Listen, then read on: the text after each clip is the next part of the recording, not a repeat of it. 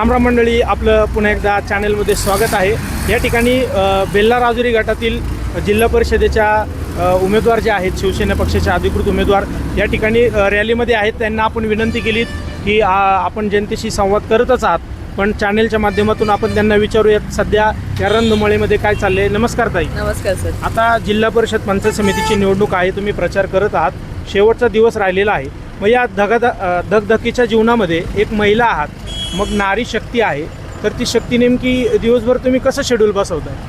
Sir, दिवसभर आता आम्ही ज्या प्रचाराचे आमचे जे गावठाण बाकी होते, तर त्यानुसार आम्ही ते गावठाणामध्ये प्रत्येक घरोघरी जाऊन मतदारांशी संवाद साधतोय आणि संध्याकाळच्या टायमिंगला आमच्या ज्या कोपरा सभा असतील त्यांचं नियोजन आम्ही या ठिकाणी करत आहोत। आता मग तुम्हाला थकवा जाणत असेल ना?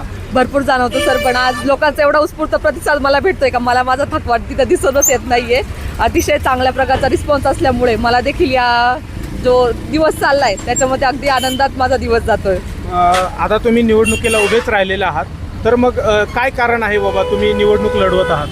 सर, निवडणूक लढवण्याचं कारण असं म्हणजे माझे जे मिस्टर आहेत पंकजदा कनसे यांनी आपल्या या राजुरी बेल्ला जिल्हा परिषद गटामध्ये अतिशय चांगली जनतेची सेवा करत आहेत आणि माझ्या माध्यमातून देखील आज मला ही दादांच्या माध्यमातून ही संधी मिळाली, तर मी देखील नक्कीच पुढच्या येणाऱ्या काळामध्ये एक जनतेची सेवा करण्यासाठी आम्ही ही निवडणूक लढवत आहोत। मग तुम्ही राजकारणात आलात, मग तुमचं राजकारणातलं नेमकं प्रेरणास्थान असं कोण आहे की तुम्ही राजकारणात आलात? प्रेरणास्थान आता मला माझे मिस्टरांचंच नाव घ्यावं हे सांगते सर, कारण मी त्यांचं पाहिलेलं आहे। ते पंकजदांनी एवढी कामं या ठिकाणी केलेली आहेत, त्यांनी कधी राजकारणामध्ये राजकारण न करता त्यांनी समाजकारण केलंय, त्याच्यामुळे माझं प्रेरणास्थान हे माझे मिस्टरच आहेत, पंकजदा कनसे।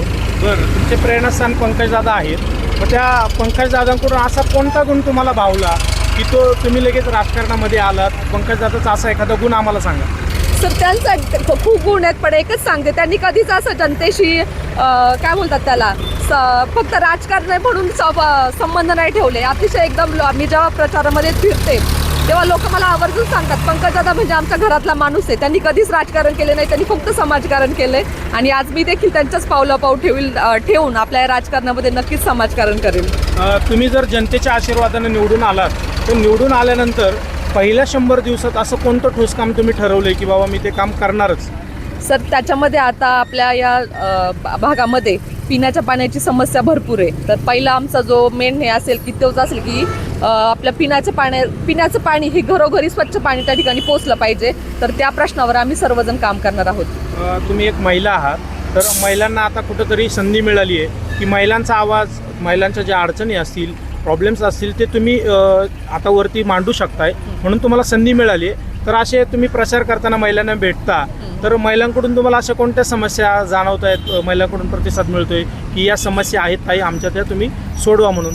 सर, आता जेव्हा मी पठार भागावर फिरते ना, तर तेव्हा त्यांची एक पाण्याची समस्या आहे का त्यांना पाणी आत्तापर्यंत तिथं आलं नाहीये। जी जल योजनेची जी काय बोलतात त्याला संकल्पना आहे, ती आत्तापर्यंत त्या पठार भागात एकदम दुर्लक्षित भाग राहिला आहे, तर ती देखील आम्ही त्या ठिकाणी सोडवण्याचा प्रयत्न करणार आहोत आणि महिलांसाठी एक लघु उद्योग देखील आम्ही त्या ठिकाणी चालू करणार आहोत। त्या दिवशी मी प्रचार दरम्यान फिरत असताना त्यांनी मला एक लेडीज भेटल्या, त्यांनी मला सांगितलं की ज्या 40-50 वर्षाच्या ज्या महिला आहेत त्यांना आता शेतामध्ये काम करणं पॉसिबल होत नाही, तर ताई आमच्यासाठी एक असा तुम्ही उद्योग चालू करा की जेणेकरून आम्ही सर्व महिला एकत्र येऊन त्या ठिकाणी आम्ही काम करू शकतो आणि त्याच्यातून आमचे रोजगार उपलब्ध होऊ शकतो।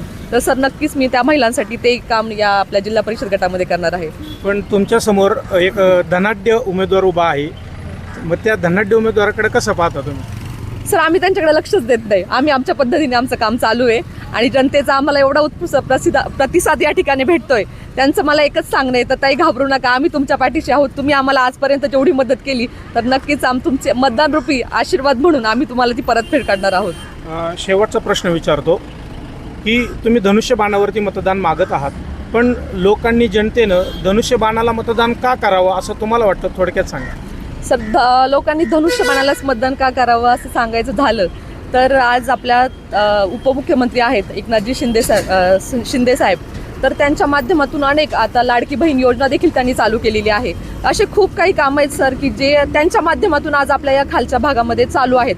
तर मी मतदारांना एकच सांगेल की एक कामाचा माणूस बघा, वरती आज आपले दादा पण आदरणीय अजितदादा पण होते, पण आता शरददादा देखील ते देखील आपल्या या गटामध्ये किंवा आपल्या जुन्नर तालुक्यामध्ये अतिशय चांगल्या पद्धतीने काम करत आहे.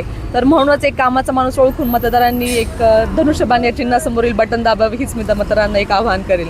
आणि समोरचे उमेदवार जे आहेत ते सध्या आपल्या राज्याचे उपमुख्यमंत्री अजितदादा गेल्यानंतर एक भावनिक साथ लोकांमध्ये पसरवण्याचं काम करत आहेत की अजितदादांचे हे शेवटचं पॅनल आहे, अजितदादांना खरी श्रद्धांजली म्हणजे घड्याळाला मत, असं ते कुठंतरी भावनिक साथ घालत आहेत. तर या भावनिक आव्हानामुळं काही परिणाम होईल असं वाटतं का? नाही होणार सर परिणाम, कारण आता मतदार एकदम सुज्ञ झालेत. प्रत्येकाला माहिती आहे की आज फक्त आश्वासनं देणारं कोण आहे आणि कामं करणारं कोण आहे. तर ते वरती अजितदादांचं दुःख आम्हाला पण आहे सर, परंतु आता मतदार हे सुज्ञ असल्यामुळे ते नक्कीच धनुष्यबाणाला मतदान करतील याची मला 100% खात्री आहे. तुमच्या या धावपळीच्या वेळेत तुम्ही आम्हाला तुमची वेळ दिली आणि आमच्याशी बातचीत केली, म्हणून आमच्या चॅनेलच्या वतीनं तुम्हाला पुढच्या भावी वाटचालीसाठी खूप खूप शुभेच्छा. धन्यवाद. सर.